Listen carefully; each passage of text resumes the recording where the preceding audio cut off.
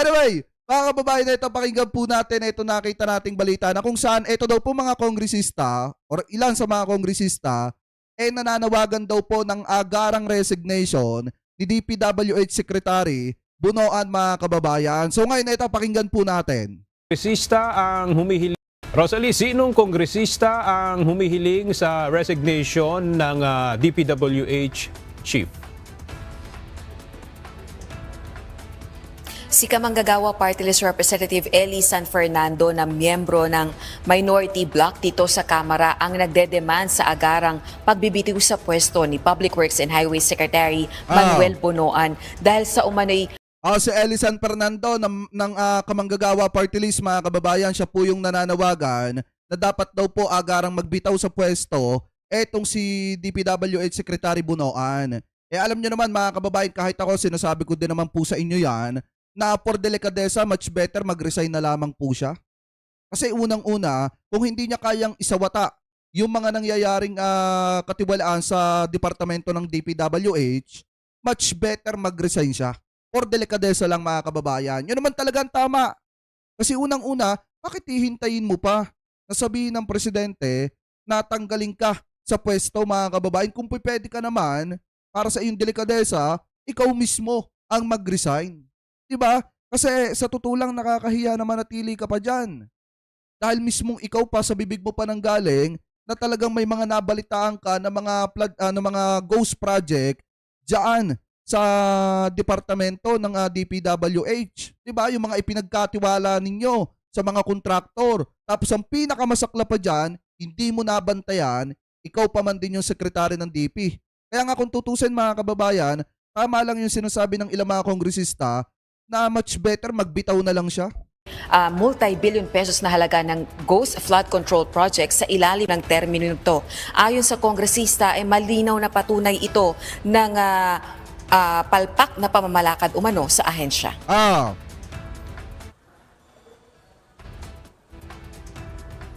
Kwini-question din ng mambabatas kung papaano nakalusot sa ilalim ng DPWH ang mga contractor na bilyong piso ang halaga ng mga proyekto pero wala namang kapasidad na magpatupad nito. Samantala, matapos aprobahan sa plenaryo ng Kamara ang isasagawang investigasyon ng 3 House Committees kaugnay ng maanumalyang flood control projects, tinututulan ito ni House Deputy Minority Leader at mamamayang Liberal Party List Representative Leila De Lima.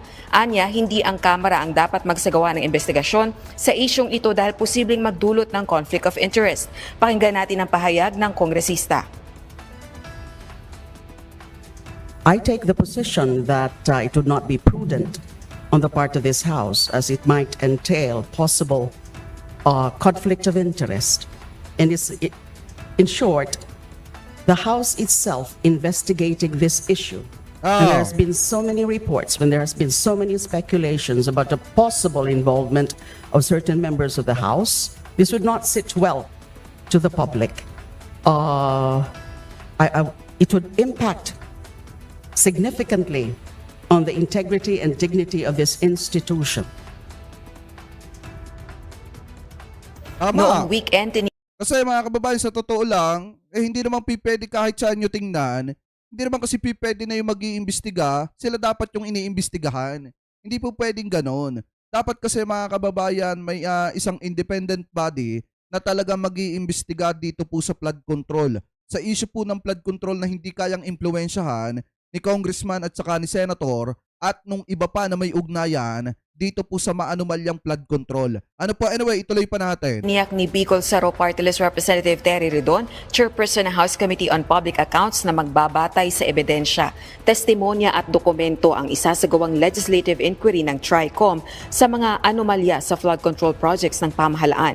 Kung may maibunyag ding gagawing Oy, Kuya Lori Soto del Rosario, mega love shoutout po. Thank you po sa pakape.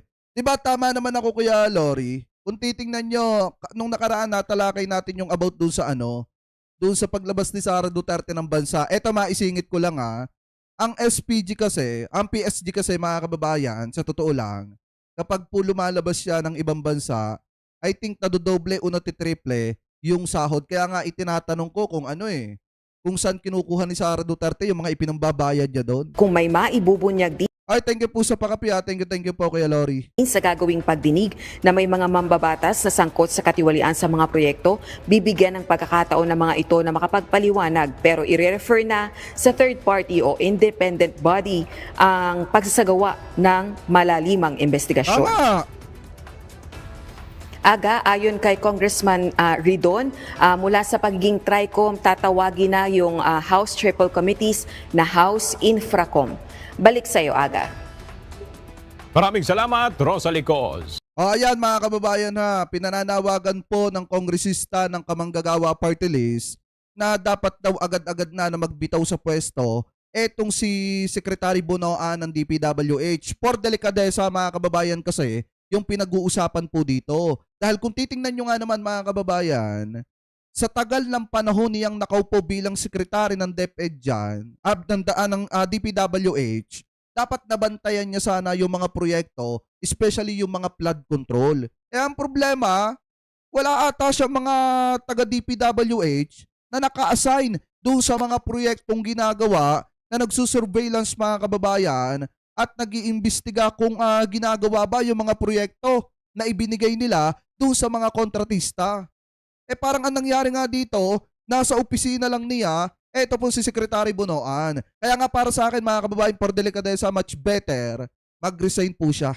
Kasi kung siya naman po ay magre-resign, meron naman pong papalit sa kanya. Dahil kung titingnan po natin, etong nakita po nating balita galing po dito sa Abante TNT Tunay na Tabloidista, sabi po dito mga kababayan, sa gitna ng kontrobersyal na flood control, Bonoan tsupe. Babes, sabi dito, Babes iniulat na balik sa DPWH mga kababayan. So ngayon eto, pakinggan po natin, basahin po natin.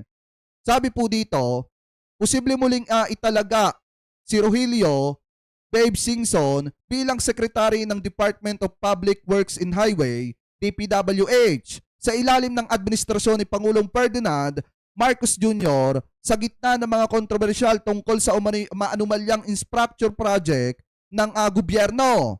Ayon sa exclusive report ng Politico, si Singson na magiging kapalit ni incumbent DPWH Secretary Manuel Bonoan na kasalukuyang nahaharap sa mga batikos dahil sa umano'y irregularidad ng mga flood control project mga kababayan. Dahil kung titingnan nyo, eto po kasi mga kababayang si Singson, ito po yung dating sekretary ng DPWH nung panahon po ni dating Pangulong Pinoy. Ngayon, nung panahon ni dating Pangulong Pinoy mga kababayan, siya po yung naka-in-charge doon po sa mga flood control. At nung panahon din po mga kababayan na siya po ang sekretary ng DPWH, hindi po umaabot ng 500 billion yung pondo na nakalaan doon po sa mga flood control.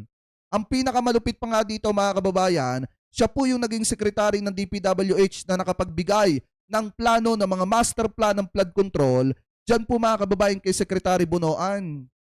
Diba? Kaya nga kung titingnan nyo, mas okay pa to, mas magaling pa na ito yung mapapalit mga kababayan kay Bonoan kasi baka ito mga kababayan marunong bumaba sa field. Baka ito kahit papaano marunong magtrabaho at hindi lamang paupo-upo sa kanyang opisina. Diba? So ngayon sabi pa dito, basahin pa natin. Eto pa, ayon sa kanyang si Singson na nagsilbi bilang kalihim ng naturang ahensya noong panahon ni Pangulong Noynoy Aquino ay nagtala ng mas mababang gasto sa flood control. Sabi pa dito, ayon sa kanya, 64 billion ang budget noon, malayo kumpara sa 350 bilyong pondo para sa 2025. Sabi pa dito, ang posibilidad ng umano'y pagbabago sa pamunuan ng DPWH ay kasabay ng pagputok or pagtutok ni Pangulong Marcos laban sa katiwalian sa infrastruktura or infrastructure mga project. Inihayag niya ito sa kanyang ika-4 na State of the Nation address or SONA at mariin niyang tinuligsa at pinagsabihan ang mga sangkot sa katiwalian ng mahiya naman kayo. Isinuwalat din ng Pangulo kamakailan ang 15 kontraktor na nakakuha ng halos lahat ng 545 billion flood control project mula 2022 hanggang 2025. Ang hakbang ay nauugnay sa mas malawak na layunin ng Administrasyong Marcos na tiyaking malinis at kapaki-pakinabang ang paggamit ng national budget tulad ng pagsulong nito ng agenda for prosperity para sa taong 2026. Samantala, hindi pa kinumpirma ni Singson kung tatanggapin niya ang posisyon muling pamunuan ang DPWH. So ibig sabihin, kapag nawala na itong si Bunoan sa DP mga kababayan, meron pong papalit sa kanya. At yung papalit sa kanya mga kababayan, mas may karanasan na, mas may alam na sa posisyon na inuupuan ngayon ni Secretary Bunoan. Kaya nga para sa akin mga kababayan, kung hindi na ayos yung pagtatrabaho, kung hindi na po natutuwa ang mamamayang Pilipino, di ba dapat mag-resign na lang siya? Or delikadesa lang? Kasi pagka ganito ng ganito mga kababayan, wala pong mangyayaring pagbabago dito po sa ating bansa. Tandaan po natin yan. Kapag yung isa kasing namumuno, hindi marunong bumaba, katulad ng ginagawa ni Digong nung panahon niya, wala pong mangyayari. Dapat ang namumuno kasi sa isang departamento ng gobyerno ay katulad po ni PBBM na marunong bumaba sa field at tingnan kung may katotohanan ba yung mga proyekto na ginagawa. Kasi kung wala talaga mga kababayan katotohanan yung mga proyekto, tapos hindi naman marunong bumaba sa field yung sekretary ng DPWH, uutuin at uutuin lamang po siya ng kanyang mga trabahado, ng kanyang mga empleyado na nagsisilbi dito po sa DPWH. So ngayon, nakikita naman po ng mga kababayan Pilipino po natin na talagang talamak ang korupsyon dyan po sa departamento ng DPWH. Baka pagdapalitan na itong si Secretary Bunoan, mas maging okay na ang takbo ng DPWH dahil siguro pag napaupo naman, ito pong si Singson, baka ang gawin po niya, i-revamp ito pong DP. Mga kababayan, dahil nga kung hindi po i-revamp, wala din mangyayari. Kahit magpalit tayo ng magpalit ng secretary, kung hindi babalasahin yung DPWH, wala pong mangyayari dyan. Mauulit at mauulit lang din yung talamak na korupsyon po dyan. So kayo, mga kababayan, kung kayo po ang tatanungin, pabor ba kayo na dapat mag-resign na lamang for delikadesa, eto pong si Secretary Bunoan ng DPWH mga kababayan. Kasi kung hindi na nagagampanan yung trabaho, ano ba dapat po ang dapat gawin? So comment below na lamang po kung ano po masasabi nyo hingil po dyan.